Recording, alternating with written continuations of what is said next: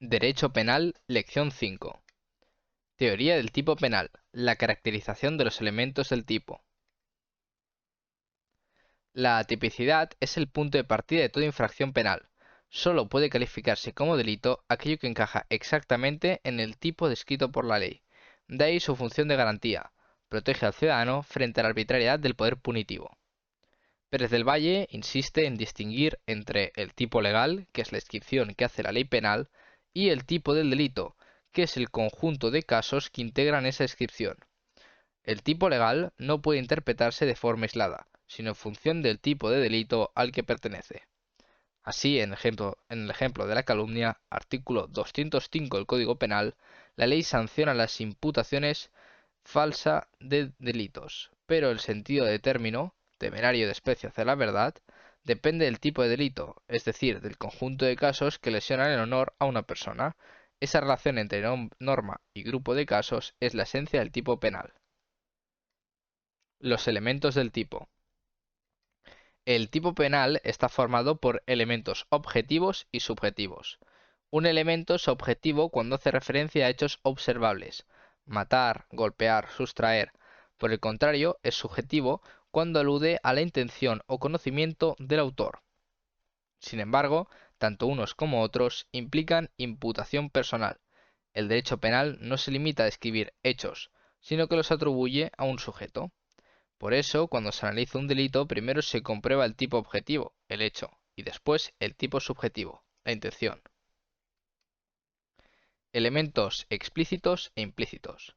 Los elementos del tipo pueden estar expresados en la ley o implícitos en su formulación. Por ejemplo, cuando el Código Penal castiga un hecho sin mencionar la imprudencia, se presupone que el delito es doloso. Solo si la ley lo indica expresamente, como los artículos 5 y 12, se admite la comisión imprudente. De lo contrario, todos los comportamientos comprendidos en el tipo son dolosos. Esta distinción garantiza que la ley penal mantenga su carácter estricto y evita que el juez introduzca intenciones o valoraciones no previstas por el legislador.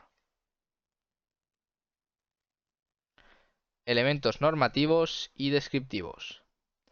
Pérez del Valle distingue entre elementos descriptivos, que pueden ser percibidos directamente, y elementos normativos, que exigen una valoración jurídica o moral. Por ejemplo, causar lesión es un elemento descriptivo. Basta comprobar el daño corporal.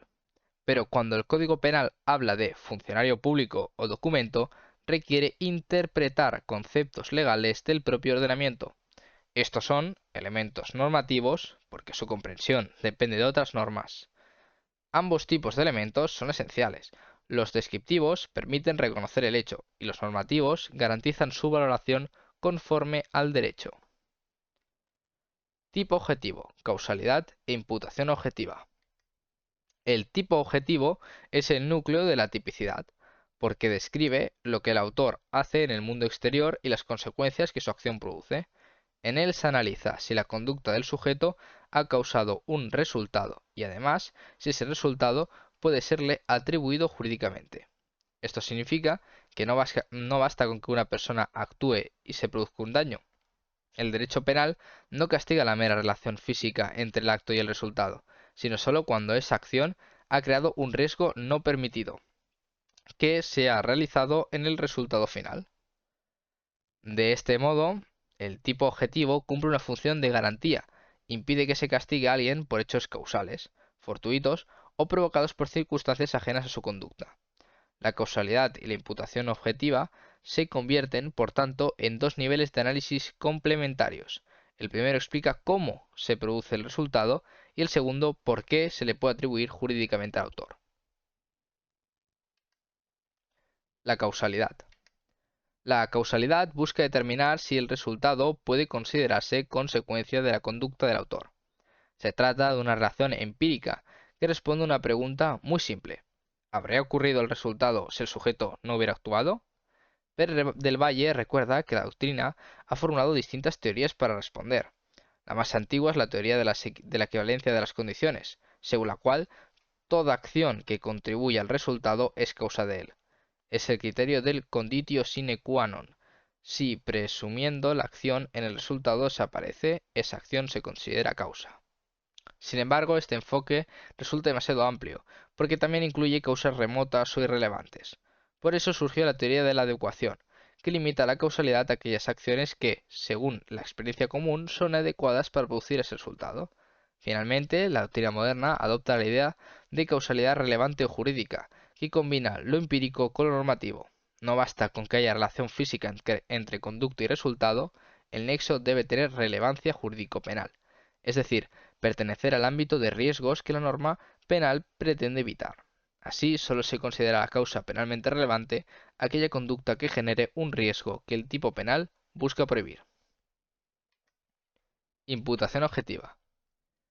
Su función es determinar si el resultado producido puede atribuirse normativamente al riesgo que el autor generó.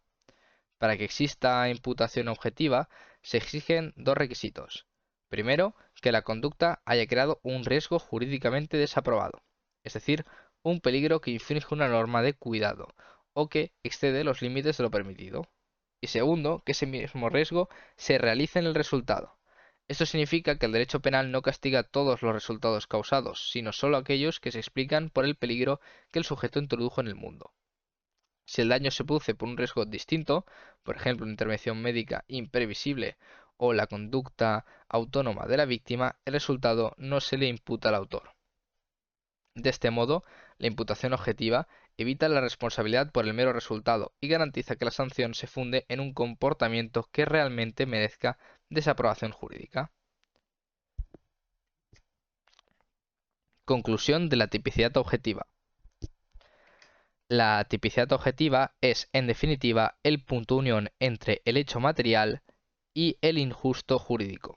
Gracias a ella, el derecho penal puede distinguir los daños que deben atribuirse al autor de aquellos que ocurren por azar o por la intervención de otros factores. La causalidad muestra cómo se produce el resultado, mientras que la imputación objetiva determina si ese resultado pertenece al ámbito de riesgos que la ley quiere evitar. Ambas garantizan que solo se castigue a quien realmente ha creado un peligro no permitido que se concreta en el resultado típico. De este modo, la tipicidad objetiva cumple una función esencial de justicia y de garantía, protege a los ciudadanos de la arbitrariedad y preserva el principio de culpabilidad personal. La posición de garante. La posición de garante es la figura que permite atribuir un resultado a quien no actuó, siempre que tuviera la obligación jurídica de evitarlo. El artículo 11 del Código Penal dice que responde quien omite impedir un resultado que podía y debía evitar. Y esa frase resume todo su significado. No todos los ciudadanos están obligados a evitar un daño. Solo lo está quien tiene un deber especial, derivado de su relación con el bien jurídico o con la fuente del peligro. Por eso, Pérez del Valle señala que la posición de garante convierte la omisión en equivalente funcional de la acción. Si el garante no actúa cuando debía hacerlo, el derecho penal lo trata como si hubiera causado el resultado directamente. Sin ese deber específico, la omisión es irrelevante jurídicamente. El derecho penal no castiga la indiferencia moral, sino la infracción de un deber jurídico concreto.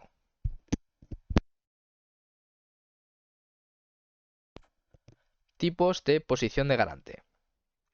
Existen distintas formas de ocupar una posición de garante. Pérez del Valle distingue en primer lugar los deberes de protección, que obliga a proteger un bien jurídico contra los riesgos del entorno. Los padres con sus hijos o un médico respecto a su paciente tienen esta clase de deber. Su responsabilidad surge no por haber creado el peligro, sino por tener encargo jurídico de impedirlo. En segundo lugar, están los deberes de vigilancia o control de una fuente de peligro, que surgen cuando alguien controla algo que puede causar daño, una máquina, un animal, un vehículo. El responsable de ese riesgo debe evitar que cause perjuicios, y si no lo hace, se le imputa el resultado. Por último, hay deberes que derivan de funciones institucionales o vínculos de solidaridad reforzada. Determinadas profesiones o cargos como policías, militares o personal de salvamento tienen obligación jurídica superior de intervenir cuando el bien jurídico de otro se encuentra en peligro. Comprobación de la posición de garante. Para saber si una persona era garante, hay que comprobar tres elementos. Primero, la fuente del deber jurídico. Este deber puede provenir directamente de la ley, de un contrato, de una acción previa que generó el riesgo, lo que se llama injerencia, o incluso de una asunción voluntaria.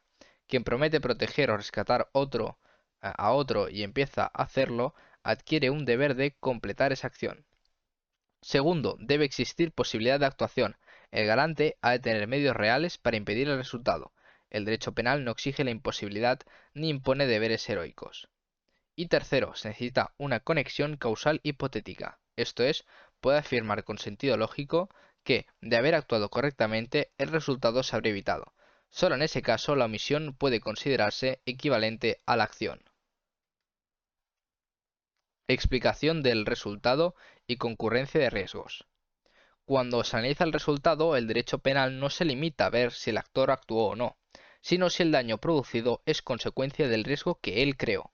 Si el resultado se debe a un riesgo completamente distinto, por ejemplo, a la actuación autónoma de la víctima o de un tercero, el hecho deja de serle imputable. Pérez del Valle explica que, con frecuencia, varios riesgos concluyen en un mismo resultado: el que introduce el autor, el que asume la víctima y el que proviene del entorno. El trabajo del jurista consiste en determinar cuál de esos riesgos se ha materializado efectivamente. Así, si la víctima se expone voluntariamente a un peligro que comprende, o si un tercero interviene con una acción totalmente independiente, la imputación del resultado del autor inicial se rompe. También quedan excluida cuando el daño se produce por un hecho fortuito o por un recurso causal atípico e imprevisible. El consentimiento de la víctima. El consentimiento de la víctima es el caso especial dentro de la imputación objetiva. Cuando la persona afectada acepta libre y conscientemente el riesgo, su voluntad puede eliminar la tipicidad del hecho, porque desaparece el desvalor del resultado. En algunos delitos, como las lesiones leves en contextos médicos o deportivos, el consentimiento titular del bien jurídico neutraliza el riesgo prohibido. En cambio, cuando se trata de bienes jurídicos indisponibles, como la vida o la libertad sexual, el consentimiento carece de valor porque la ley protege esos bienes incluso contra su titular. Desde la perspectiva de la imputación objetiva, el consentimiento puede entenderse como una asunción voluntaria del riesgo, lo que hace que el resultado no sea ya expresión del peligro creado por el autor, sino del que la víctima decidió asumir. Conclusión general. Con todo anterior, se completa el estudio de la tipicidad objetiva. El derecho penal moderno no se conforma con saber si alguien causó un daño, sino que exige que ese daño sea la realización de un riesgo jurídicamente desaprobado. La causalidad muestra cómo se produce el resultado. La imputación objetiva determina si ese resultado debe atribuirse jurídicamente, y la posición de garante amplía esa responsabilidad a los casos en los que alguien no actuó teniendo el deber de hacerlo. En conjunto, estos criterios constituyen una auténtica garantía frente a la arbitrariedad. Gracias a ellos, el castigo penal se reserva solo para quien, por acción u omisión, ha creado un riesgo no permitido que se concreta en el resultado que la ley prohíbe. Muchas gracias y hasta aquí esta quinta lección.